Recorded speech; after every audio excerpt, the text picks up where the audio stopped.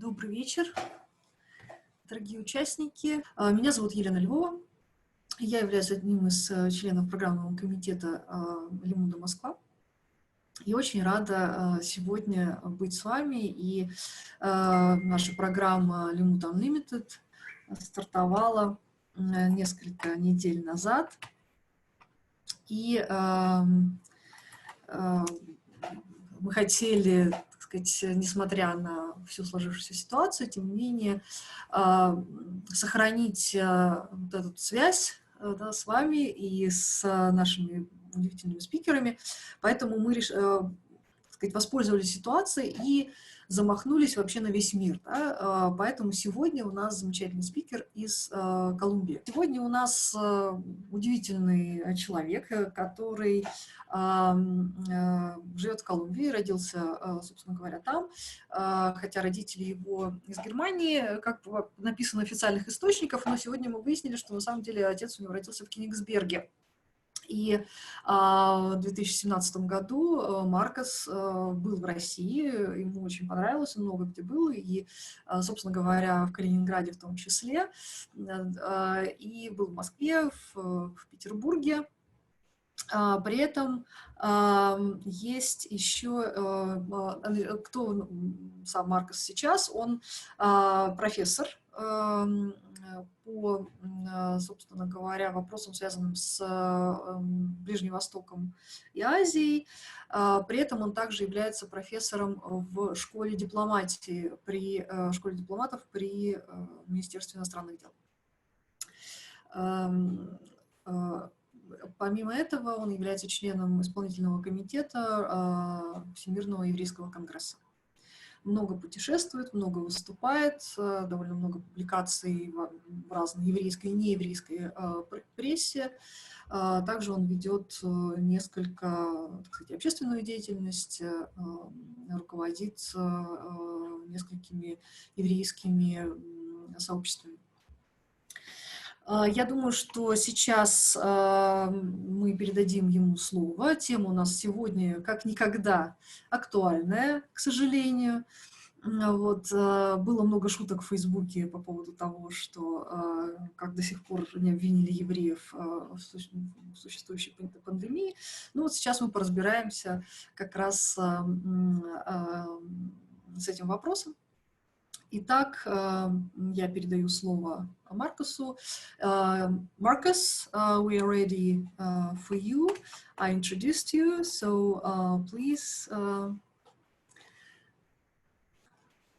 you turn on your microphone, please, so we can hear you. Thank you. Okay, can I start now? Okay. First of all, thank you very much. It's a great pleasure, a great honor to be here,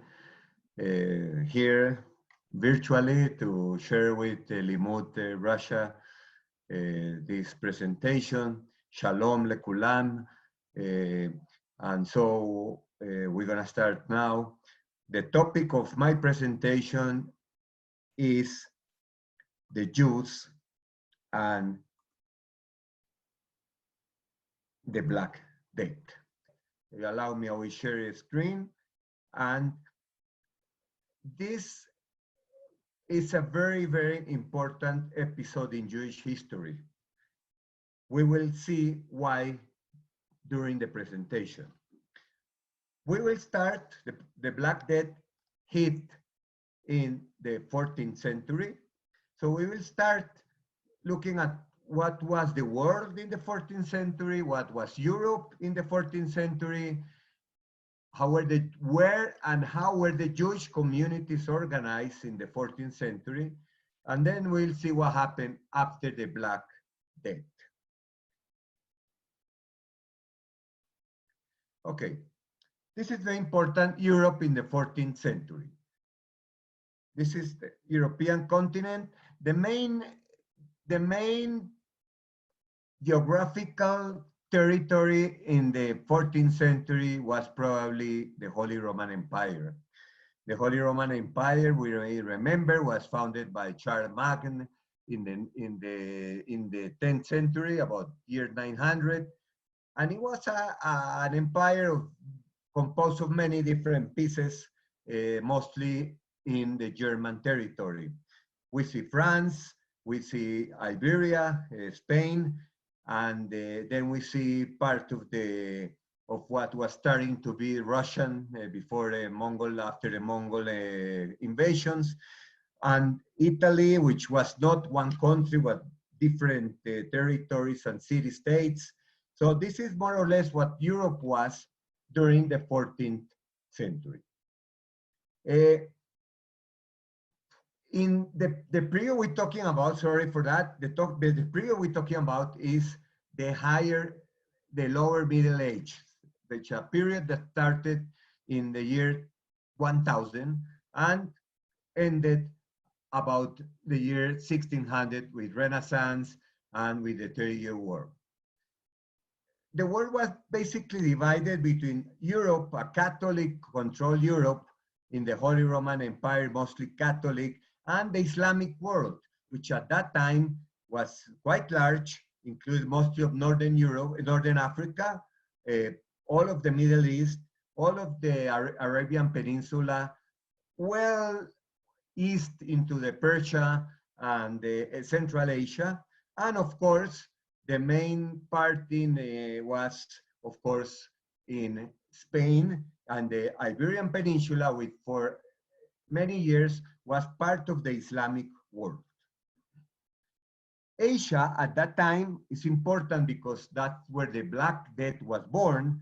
Asia was Chinese, China, Persia, and the remnants of the Mongol, what is called the Golden Horde, and a few areas in the north with Russian civilization was being born and was being established. So this is more or less the geography of that area. Sorry for the slides. As we have the lower Middle Ages, when the Black Plague hit, was a very interesting period in history. It started with the First Crusades. We remember the Crusades were created by the Pope Urban II, which ordered the Christian warriors to reconquer the Holy Land for Christendom. The Holy Land was in hands of the Muslims, of course. So the First Crusade is a change in the history of Europe in this that gave rise to the lower Middle Ages. Europe was mostly dominated by the Catholic Church and the Pope. The emperor of the Holy Roman Empire was crowned by the Pope. So the Pope was maybe the strongest authority in Europe at that time. Not everywhere is the same, but in many parts in Europe, the Pope was a dominant person, a dominant figure. In Europe, most of the population was illiterate. We're talking about 90% of the people in Europe were illiterate. The people who know to read were some nobles, were the clergy of the Catholic Church. And that's an important issue to take into account. But at that time, the society was changing slowly. The first universities were founded in Europe in the 11th century, the University of Bologna and Oxford University, we see them here. And so people started to learn, getting out of the rural areas where they live, and started to go to universities to learn the things that were taught at that time. The economic system was the feudalism. You know, feudalism, the huge landowners that had hundreds of thousands of serfs working for them in exchange for food. That was the main economic. But at that time also, the big cities were starting to grow, starting to attract people, and starting to become very important in Europe at that time, which was going through a slow process of changing from what was the pure Middle Age of oscurantism. Where were the Jewish communities? Well, between the 7th and the 10th century, about 80% of the Jews live under the Muslim under Muslim rule. The different caliphates, the Damascus or Baghdad. So we see here in the presentation the main Jewish communities at that time. The most important maybe was Baghdad, but we have a Jewish community in Jerusalem, one very important Jewish community in Yemen, Sistan, remember the Purim story happened here in Sistan, in Samarkand, which is today Uzbekistan, during the Silk Road, the Jews play a prominent role in the Silk Road, in the trade in Samarkand and Bukhara. Of course, the cities used to be part of the Soviet Union, today part of Uzbekistan. And there was a very important Jewish community in Iberia, in the Iberian Peninsula, under Spanish Catholic rule. But also, the Jews in Europe, which were a minority, started to move from Rome, from Iberia into Ashkenaz. We can see the beginning of Ashkenazi communities, what we call Ashkenaz, probably most of the listeners here may be Ashkenazi Jews. Ashkenazi Judaism was born around the 10th century when Jews came to, they crossed the Alps and they established themselves in what was then the Holy Roman Empire, in the German Empire, in the three cities of Mainz, Speyer, and Mainz. So Jews started to create communities in Europe. They were attracted by the new economic opportunities that presented themselves in that part of Europe, and also by invitation from the new lords of that area that wanted to have the Jews skills that we will see which skills were there: writing, reading, math, trade. So they invited the Jews, and Jews came to Ashkenaz. Some of them came from Spain, and some of them just crossed the Alps, and even some of them may have come from what was then Mesopotamia. So this establishment of the Ashkenazi Judaism around the 10th century. We have, of course, another pole of Jewish development at that time. We saw the Jews in the Muslim lands, Jews crossing into founding Ashkenazi Judaism. And we have a very interesting episode of Jewish history, which is the Khazar Empire, which covers a big part of what is Russia today, what is your country. And the story about the Khazar Empire, which the king, the first king, converted himself to Judaism. He changed his name to Saul. And a lot of histories that was written by a Spanish traveler, Yehuda Levi, who wrote about the Khazar Empire and how many of the Jews, of the people of the Khazar Empire, either converted to Judaism or Jews that migrated to the Khazar Empire, attracted by the openness of that king.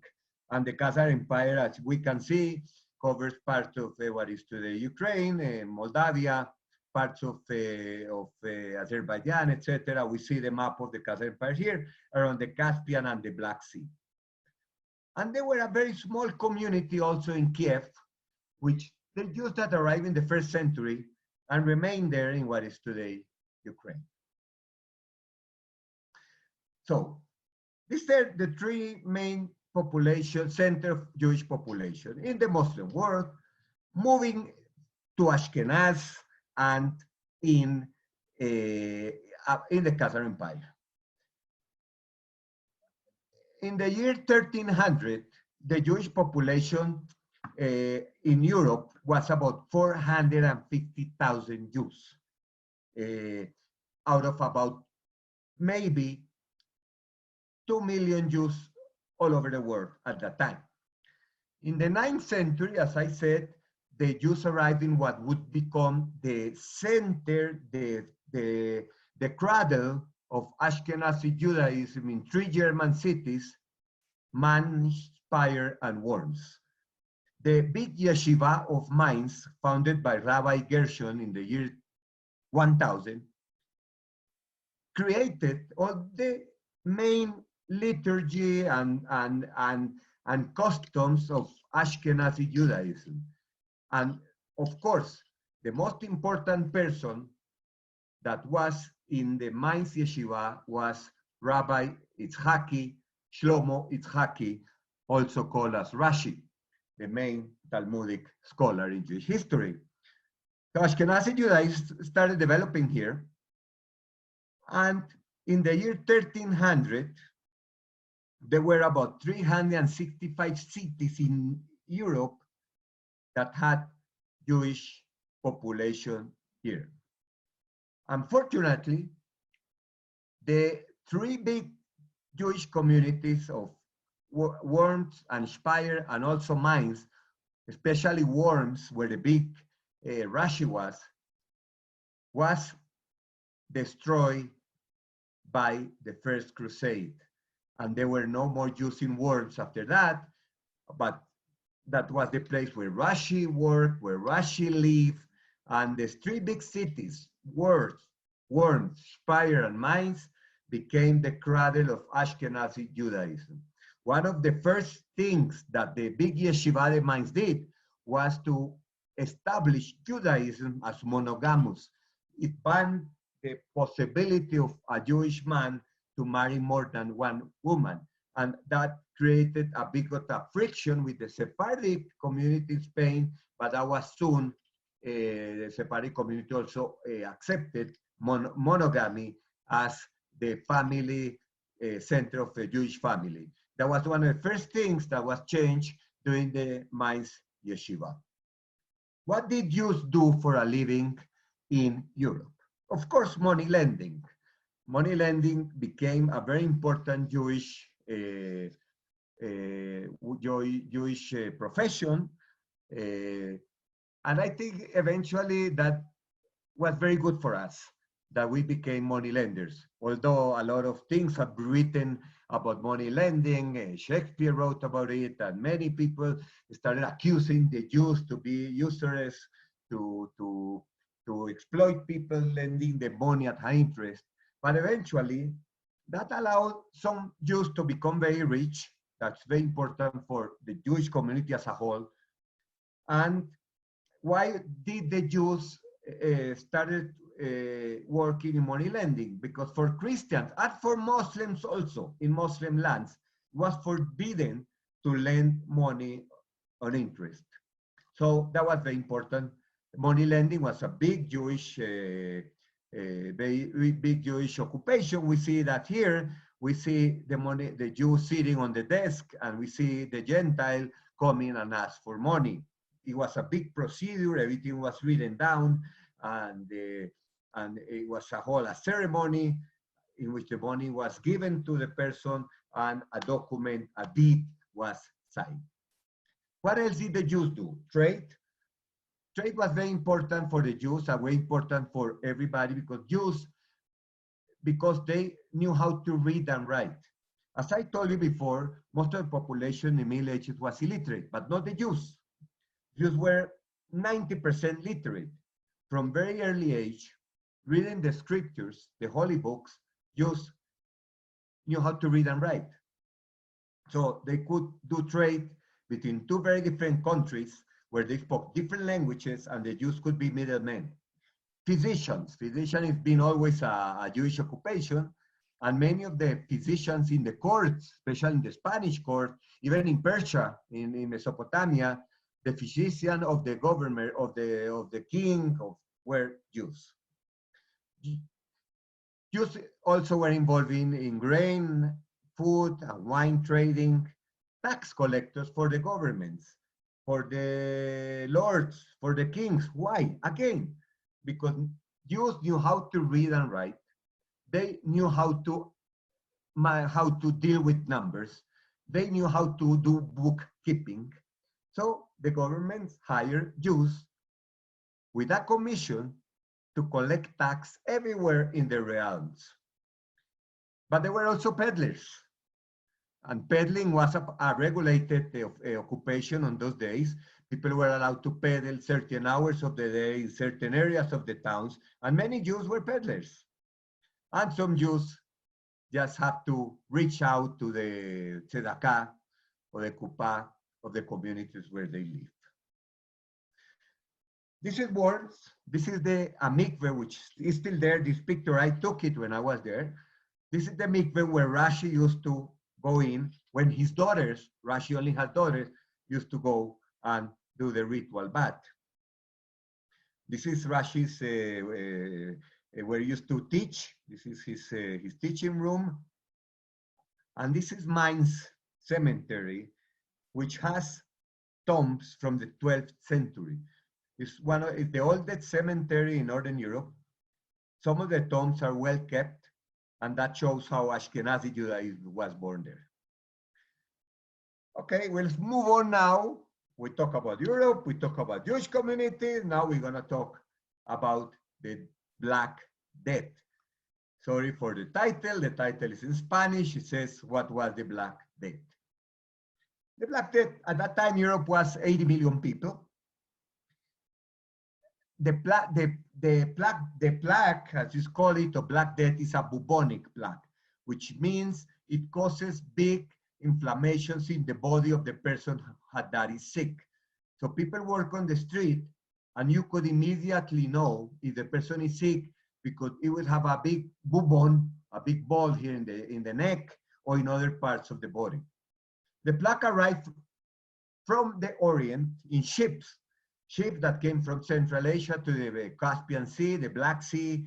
It may have originated in China also with rats. So it's a rat-borne plague.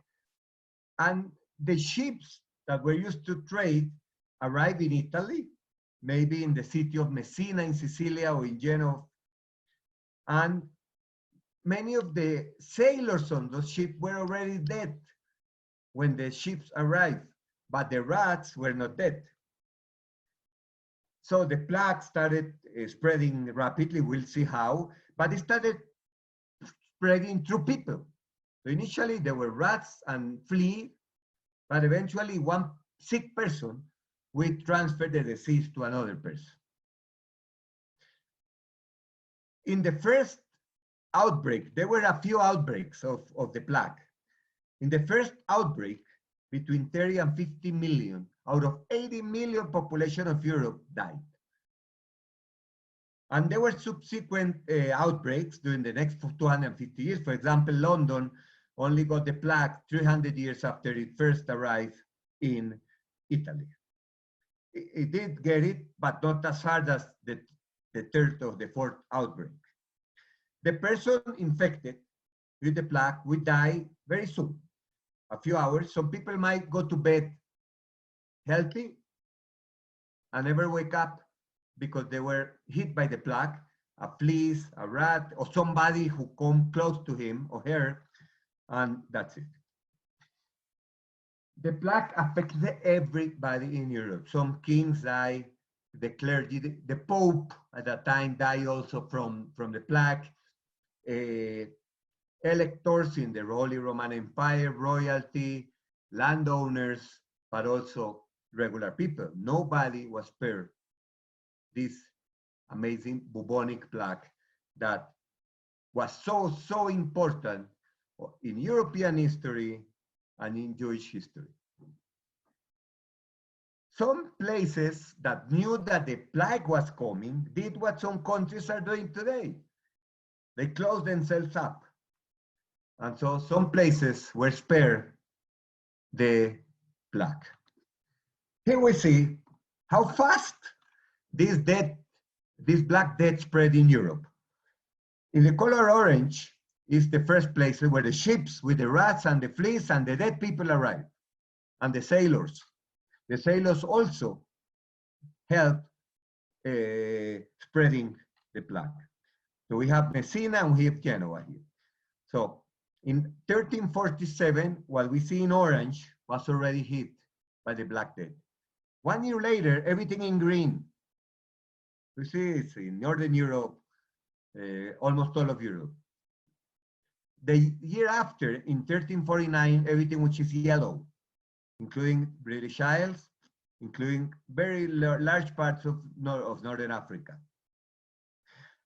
And 1 year later, what is in color purple also got affected by the plague. This is Scandinavia here, Northern England, and then the year after, the plague also hit places like Kiev, some places of Russia, of the Russian principalities. So only the part which is gray, which is part of the Holy Roman Empire or other places, they did not get infected. Why?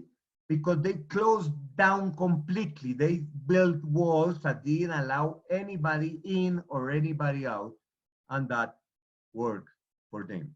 So we see the rapid spread of the plague. People were astonished. Everybody was dying. Streets were full of bodies. And people didn't know. They have no idea what was happening. How come all of a sudden millions of people are dead and nobody can do anything about it? People started praying. People started flagellation, you know, take a belt and start hitting yourself on the back. People started fasting, asking God, God, what are you doing to us? God, what do you bring that to us? Please stop, God, please stop. Nothing helped. Then you have to find somebody guilty for that. And following previous tradition of scapegoating, the Jews were blamed for the plague. Not only the Jews were blamed, but the Jews were also good to vent frustration. If I'm gonna die, I have to kill someone. And these Jews, we have to kill them. They killed Jesus. They the blood label from before. So hordes in many Christian cities started to blame the Jews, burn the Jews in the stake, and Jewish communities in Europe were annihilated because of these pogroms that started in all of Europe against Jewish communities. There is one myth which is not completely true that also helped vent the anger against the Jews, and that is if just a few Jews died. And it's not true. In some places, Jews died as much as Christians proportionally because of the plague. But there's some customs that Jews have that help them prevent being sick, like netilat yadayim that we do before we eat every time, so our hands are clean. Today, we're doing that 30 times a day. At that time, nobody did it, but Jews did it as part of their rituals.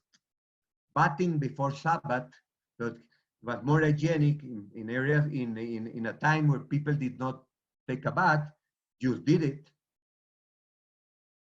Tahara of the dead, you know, the Hebra Kadisha, cleaning the dead bodies, prevent the dead body to spread the disease. And there was one thing that some Jews might call it a miracle, some Jews might call it help from God, but the first time in some of these areas that the plague hit, especially the first outbreak in the green area, it coincided with Pesach. And in Pesach, when you do Briat Hametz, the grain that was storing in the grain storing areas, the Jews threw away the old grain because it was not kosher for Pesach. So the rats that needed to eat could not go there because there was nothing there. So some people might call it a miracle that in some areas, Jews were saved because of that. And another thing that Jews were living in separate areas. Ghettos were not existed at that time. The first ghetto was established in Venice 200 years after, but Jews tend to live in separate areas for many reasons. Or they were forced to live in separate areas by their rulers, or they want to keep a close community. They want to prevent the girls from meeting non-Jews, or vice versa. So living in different areas of residence, which were usually cleaner, that also saved a few Jewish communities from the plague. The libel of the Black Plague is that Jews poison the water wells. And this is how it started. In the city of Basel, in Switzerland, important for Jewish history because of a Zionist Congress in 1897, somebody forced under torture accused a Jew of taking poison and spreading poison on the water wells in Venice, in Italy, and then in Spain, and then in France, and then in the Holy Roman Empire. So Jews were accused really of poisoning the wells. That was the libel that started to really move against the Jews. And after the libel, and after the people could not really understand what was happening, and they started blaming the Jews and pointing the finger at the Jews for the Black Death, hell broke loose against the Jewish communities in Europe. 200 Jewish communities out of 360 were annihilated completely. How were Jews killed? They were burned mostly. Jews were taken and burned alive, women, children, and men. In other places, they were just killed with knives, or killed with whatever they have. All the Jewish communities were affected, but 200 were destroyed. The number of people, of Jews dead was about maybe between 20 and 25,000 Jews were killed, and tens of thousands started migrating from Central Europe to Eastern Europe. And this is one of the most important results of the Black Plague. We will see that in a few minutes. The Pope and the Christian clergy, they spoke against the killings.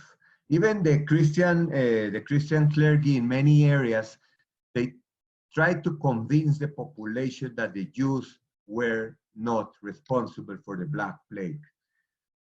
But there were some Christian brotherhoods, like the Flagellants, that arrived in towns and started blaming the Jews, and they themselves started killing the Jews. So as I said, 200 Jewish communities were completely obliterated in the first outbreak of the plague between the year 1340 and the year 1380. And of course, you kill the Jews, you take the property. And some of the killings may have had to do more with that, because you could keep the jewelry, you could keep the houses, you could keep the animals, you could keep the fields. So it was open season on Jewish property in most of the Jewish towns in Western Europe and in Iberia as well. Here we see just a few cities where Jews live. The darker the blue, the bigger the number of people dead or communities destroyed. We can see that. This is a map of the Holy Roman Empire. We don't have to stay longer here. And this is a few pictures, drawings by artists about the Jews being killed. And this is in Toulon, in France, where in a night in April 12, 1348, the Jewish city, which is called Carriera de la Juteria, was attacked. 40 Jews were killed, and the rest of the Jews left. This is in the city of Erfurt, one of the most affected Jewish communities. And this is also a paint. This is the Jews here on the street. They're being killed by the mob, and people kill, and the other Jews of that city just left. This is Tournai, in a city in France also, that shows how people here, the Jews, were being slaughtered by the mob. This is in Belgium, also very important, the city, Flanders, that where Jews were killed. This is Colonia in Germany. In August 23 and 24, Jewish community destroyed. And this is Mainz, which was still a big Jewish community. More than 3,000 Jews were killed in Mainz during the attack on the Jewish communities. What was the main consequence for the Jewish community and Jewish life in general after the massacres of the Plague? The most important is that Jews started emigrating to build what will become the biggest Jewish community in the world, which is the Jewish community of Eastern Europe. There were some small communities that were created during the Crusade about 200, 300 years before, but the big migration of Jews, thousands of Jews migrated to what was called the Principality of Lithuania, the Kingdom of Poland, Ukraine, even Russia. So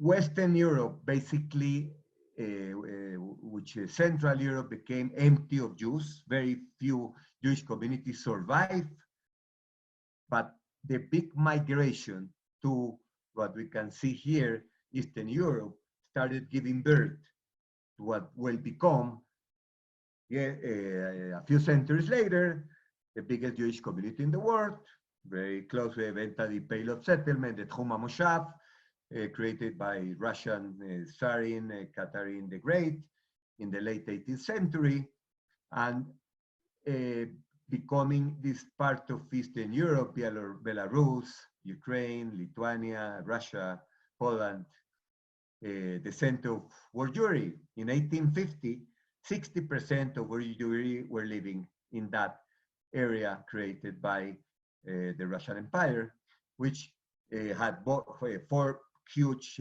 cities, Jewish cities like Warsaw, Kiev, Vilna, and Minsk. So this is what I say, the plaque. With that, I will finish my presentation. Thank you very much. Opening for questions. So I just want to say that the death plaque was a very important episode in Jewish history, also in European history, but in Jewish history, it first of all gave rise to this label of Jews being responsible for everything bad that happened to Europeans, and the big migration to the east, which gave birth to the Yiddish word, we could call it like that, which is the word of Ashkenazi Judaism. Thank you very much, and I'm ready for questions. Thank you, Marcos. That was really very, very interesting.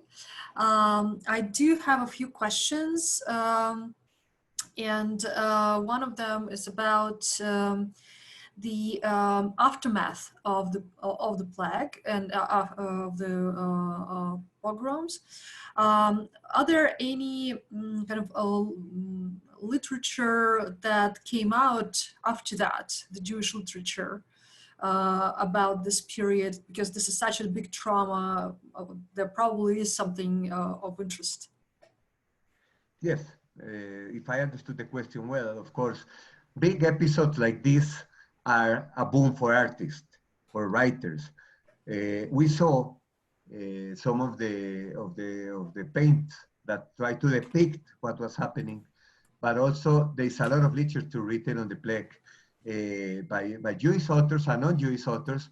I do not have the names here, but there's a rich literature of stories, documents, official documents if you can find official documents of the city of Strasbourg, for example, which was one of the biggest communities affected, you have the official records of the city telling how the Jews were burned, how many each day, and how many left. And there is literature, fantastic literature about the Black Death by Jewish authors, which wrote in French, in German, and in Yiddish.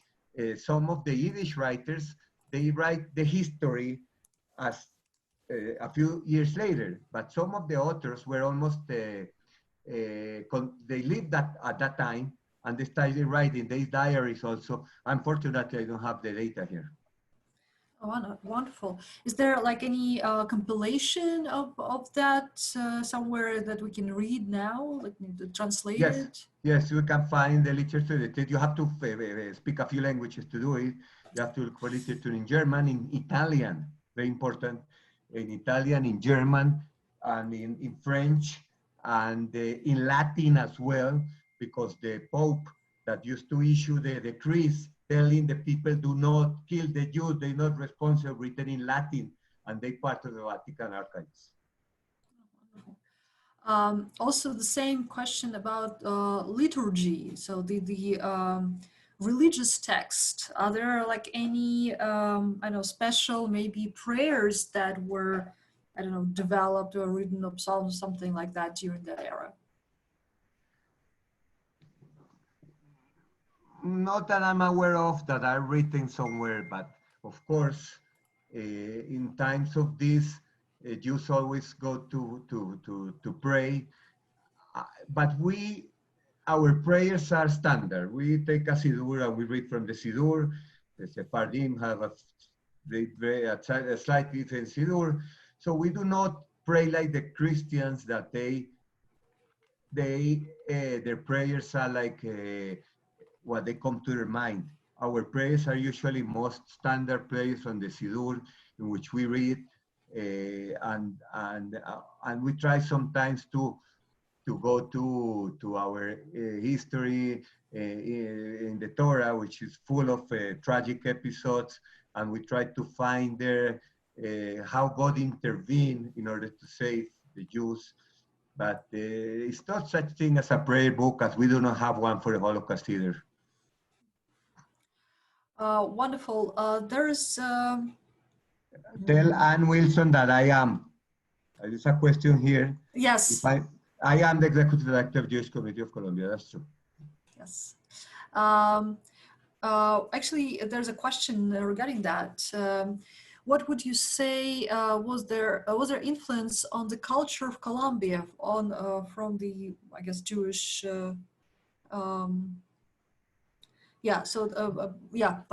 by the Jewish Bnei. Well, I tell you that our communities come from Europe, mostly from Eastern Europe. Our Jewish community founded in 1920, 21 is Jews that came from the Pale of Settlement. They came from Poland mostly, from Germany, from Romania, and some also from Russia, Belarus, and Ukraine, and Lithuania. So our communities in Latin America in general, all of the Jewish community in Latin America are Jews that came from the Pale of Settlement, from the Tchum HaMoshav, and the Sephardim, they came from different areas, mostly Aleppo in Syria, and Turkey and Greece, Thessaloniki. But so after 100 years, we're developing our own culture.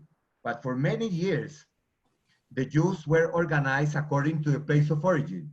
So Warsaw Jews have their own synagogues, Hungarian Jews have their own synagogue, and Minsk Jews have their own synagogue, and then they started joining together Ashkenazi Jews, but the Sephardic Jews, the organization was around the place of origin from where we came from Europe a few generations back. But was there any influence on Colombian culture from actually those Jews that came to Colombia? Well, Colombian culture, that's another talk, but Colombian culture is a mixture of, first of all, we have about 10% of African people, of blacks that came as slaves to the country. We were conquered by the Spaniards, and we also a very fragmented country geographically. So I cannot talk about Colombian culture, but I talk about very regional expression of cultures, because the people in the coastal areas are very different than people who live in the Indian mountains like us in Bogota, in the capital. which is a city 2,600 meters high. Mm-hmm. And well, the Jewish community adapted very well here. We have a very nice, well-organized Jewish community. We have an umbrella organization, and we have a lot of activities. And these days, 3 or 4 times a day in Zoom. Mm-hmm. Wonderful. There's actually a few other questions. The topic is interesting, obviously. Also, question is about why particularly Jews were burned. So there's like the fire also there as part of the whole thing. Sorry, Elena, didn't understand. Yes, the question about why Jews were burned. Because that was the best way to get rid of them and to prevent them from spreading the disease. Because you kill them in a knife, you have to get close to them. And you always thought that Jews were spreading the disease. So you have to go with a knife and kill a Jew, you might get the disease yourself. But if you take the Jews in a carriage, they were put in carriages dragged by horses. And that carriage will go exactly where you have the stake and burn them. They will not spread the disease any further. That was the best way of killing the Jews. Okay. There's actually a question also regarding the current situation. Obviously, naturally, there were a lot of comparisons between the current pandemic and the Black Death. And one of the questions that been asked is that why now Jews are not being blamed, thank God, of course, for what's happening. So what do you think about that? Well, it's two things. First of all, we have medicine today. We have health systems. If we look at the consequences of the plague in European society, they were far-reaching too. First of all, the beginning of the public health system, the first one was in Venice in Italy, was because of the plague. Before there was no public health system. So you get sick, you go to your doctor. The doctor cannot save you, you die. There were no public systems. But also it started changing on European politics because so many people died. So we had medicine. Today we have medicine. We have the possibility to develop a vaccine. We have media that tell people what to do. At that time, you didn't know what was happening. You saw your neighbors dying, you go to the street and then you get sick and you die too. Today we have media that help us. And thirdly, because so many Jews have died in this amazing. These places like New York, England. Yeah, yes. I don't know, but I think Russia has not been spared. So many Jews have died in this plague, in this COVID-19. In New York, in the ultra-Orthodox, but not only ultra-Orthodox, France and England and Italy had a large share of Jews dead. So I think these 3 reasons: medicine, media, and that Jews are being killed as well. Also, another question we have is that during rough times, there's often a Messiah crisis among Jewish communities. Can you repeat, Elena, please? Sure. During rough times, there's often a Messiah crisis. So are there any Messiahs that, appeared or during the Black Death? Messiah, I'm sorry, Messiah. Sorry. Well, maybe that's an interesting question, because a few years later, we had our false Messiah, not only Shabtai Tzvi is the most known, but we had a lot of them everywhere. And maybe one of those false Messiah were a consequence of the Black Plague, because it's not the same year, but it's not that far away from them. And Jews were always waiting for the Messiah. And in times of crisis, that's where you look for. And there were maybe maybe up to 50 false messiahs in European Jewish communities. We know Shabtai Sevi, we know Jacob Frankel, but maybe the narrative of the plague and that the fact that people have to leave their towns and go somewhere else gave rise to the idea of the false Messiah. Thank you. Well, there's another question about Columbus and his first big tour, I guess, of Columbus that happened in 1492. Whether there are any, like, it's a coincidence or not that Columbus took his ships over the ocean during that time. Ooh. Well, I don't know if I'm gonna answer the question. That's a nice question. Not Columbus exactly, but when Hernán Cortés, the conqueror of Mexico, he arrived in Mexico with his ships and his warriors. They arrived in what was the Aztec Empire, and they arrived in the capital, Tenochtitlan, and they were driven away in the fight. They lost the fight. The Spaniards lost the fight. But one Spaniard was killed, and his body was in the capital of Tenochtitlan. And that Spaniard was sick with viruela, with the smallpox. 2 years later, Hernán Cortés returns to try to conquer the city, and everybody was dead. There were only bodies on the streets because they all died of smallpox. And the Indians at that time didn't know what was happening to them. And we have a lot of episodes like that in history. The story of Napoleon being beaten by the Russians, by Russian winter, is not completely true.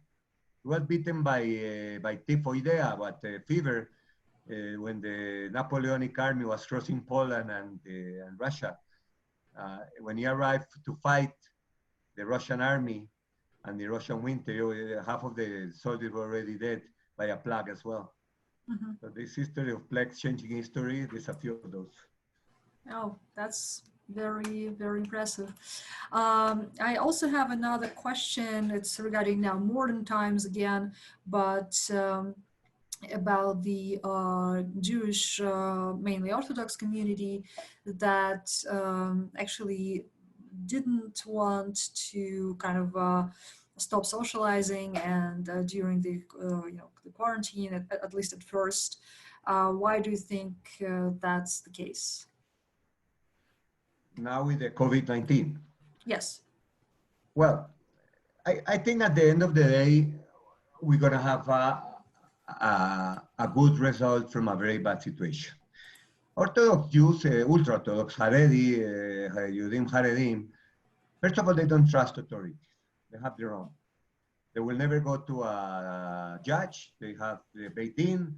The rabbi or the Beit Din is the one who has the authority. And they will listen to the Beit Din. They will listen to the rabbi. They will not listen to anybody else. And that's the way they live. That's what it is. And what's happening is happening in New York, which was really bad because in New York was really complicated situation, in Williamsburg and other areas in Brooklyn. But in Israel, something good came out of this. In Bnei Brak was closed down by Israeli government. But units of the army, of the IDF, of Tzahal, went to distribute food, dressed with everything.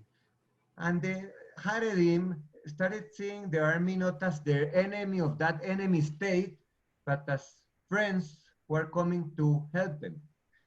And there are a few episodes that narrated by the same soldiers, some of the Haredim taking selfies with them, thanking them. And actually that might, at the end of the day, change a bit the attitude of these ultra-Orthodox communities towards the Jewish state, towards the state of Israel, towards the Israeli army and Israeli society. And that we might expect something good to come out of that. But that's basically the reason why ultra-Orthodox communities did not listen to authority other than their own. I actually read a few weeks back in New York Times, I think, about the actually New York or New York State rather, Jewish Orthodox, ultra-Orthodox actually communities that because of their there are a lot of them in one family living under one roof. A lot of them actually been infected, but thank God, didn't have a lot of symptoms, but survived. Everything is fine. But it means that they have antibodies in their blood, exactly. And there was I know that they, I think, kind of participated in donating. This is one way. This is the way Sweden is doing. It's called herd immunity. And because the virus will kill some, they will not kill everybody. And the person who are exposed to the virus and they don't get sick, or they get sick but they get well, apparently, and that should be a talk for a doctor, they get well. And ultra-Orthodox Jews, we see them in Jerusalem, we see them everywhere, they tend to be very close together. Used to go to a kotel before on Yom Kippur. There were thousands of people stuck to each other. But herd immunity is one of the things that people have been talking about to get rid of the virus. And that happened with the Black Plague too. The Black Plague, eventually, the people who didn't die, they developed the antibodies so that in a further outbreak, they will be spared. Yes, and I've heard actually as a there was an outreach to the Orthodox Jewish community to donate blood. So I know that there's like thousands Jews in New York actually went to do that, which is, I thought, was amazing, really. Yeah, I think it's a beautiful consequence of that too. As I say, something good may come from something very bad. Many died, that's for sure. But other the way you see Orthodox Jews giving blood to people who are sick, or who might be sick, that's a very good thing coming out from a bad situation. Well, I think that's all for the questions at the moment. So thank you so much. It was very, very interesting. We really appreciate you spending time with us all the way from Colombia. It's the first time we have a speaker from your country, and I guess that's another good thing that came out of this whole situation, that we were able to invite you to our community and be part of our Limmud Moscow. So thank you so much. It was absolutely great. It was a great experience. It was great to share with you, and hope we can meet again, either virtually or in person. Well, hopefully you will come to Moscow next time. I will come to Moscow. Some people in the Jewish community there, through World Jewish Congress, the executive director of Jewish community. She's a friend of mine. So thanks very much. Thanks very much, everyone. Elena, Natalie, you, Larisa, who probably suffered translating this. Thank you very much. And shalom, leitraot. Уважаемые друзья, спасибо большое за то, что были с нами сегодня. Я просто хочу еще раз напомнить, что все проекты Лимуда создаются волонтерами, и мы очень гордимся тем, что даже несмотря на технические сложности, все равно все удается быстро решить. И огромная благодарность всем, кто работает над этим уникальным проектом Limmud Unlimited.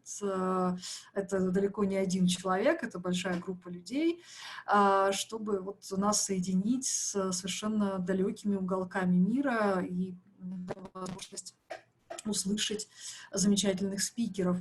Поэтому приглашаем вас также после окончания сессии зайти на страницу Лимуда Москва, где вы сможете оставить свое благотворительное пожертвование. Это всегда нам помогает. Вот. Также прошу вас учесть, что у нас наши продолжаются встречи. Следующая встреча пройдет завтра, 1 мая. Нашим спикером будет Авраам Юдилевич из Чили.